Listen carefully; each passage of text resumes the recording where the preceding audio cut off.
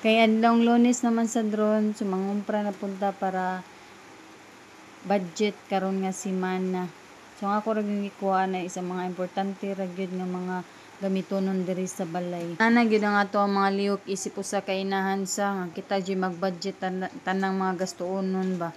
So akong gibuhat is weekly na ko mag-grocery kay para makita nako ang among budget every week.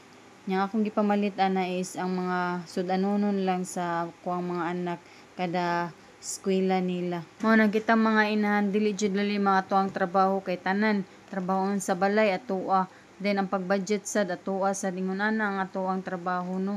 Di jud lalim, di jud basta-basta ang usa ka inahan. Lisod jud baya jud no sa part sa usa ka inahan nga maglakaw-lakaw ka nya kuyog ang imong gamay nga bata. So ingon ana ka struggle jud ang usa ka inahan. Labi na maglakaw-lakaw nga naagi bata. Pero ato lang yung agwantahon kay wa magwilaing makabantay sa atong anak. Kay maabot ra man gyud sa time nga managko na ni sila. So kinahanglan gyud ta magsakripisyo isip usa ka inahan. Mao na siya bisan naa ta sa balay mangita gyud ta og paagi nga maka-income sad ta kay kabalo mo ang palitonon karon. Grabe na gyud ang saka na gyud tanan wa jud ko kakita nga nang us-us ang mga presyo ron. Dili jud enough nga usa ra jud ka tao ang mangita og pamaagi para makakwarta. Naglantaw-lantaw ko aning ilimnununa ba, grabe naman gid ka mahal uy. Ug kay wala naman say gatas ang akong bunso, ako na lang sa siyang giapilan og gatas para sa usa ka semana niya nga konsumo. Ug kini ako ang gi-grocery is pang 1 week ni namo nga konsumo.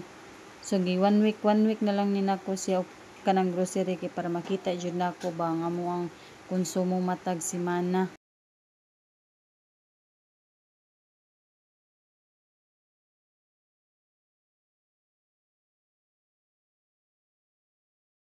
Nagpalit na lang sad ko ani mga frozen foods kay para pud sa akong mga estudyante nga naa sila'y masud-an every morning. So mao ra man gini madali-dali nato kada buntag.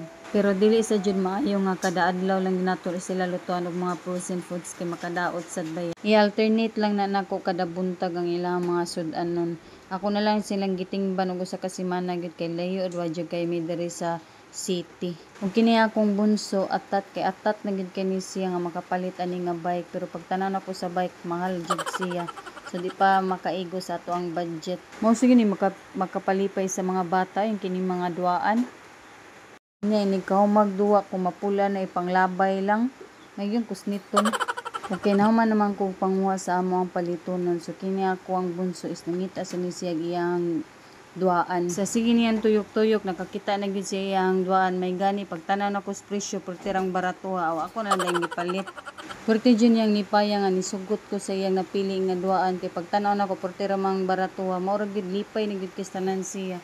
Kay kung mahal pa to di jud paliton. Aw pag human og kuha sa duaan diretso dayon ta sa counter kay basin ilisan og mahalon ba. Nguna na ra gid kagamya nga akong napalit guys pero ang kantidad ana libok kape na. Grabe na jud ang mga palitonon dun perti na yung kamahal. Ug kay taas-taas naman niya nga ako ang gi-voice over medyo kapoy na pud no. So diri na lang sad taman. So salamat kaayo guys sa inyong pagtanaw ani nga video. Please like and share. Thank you for watching.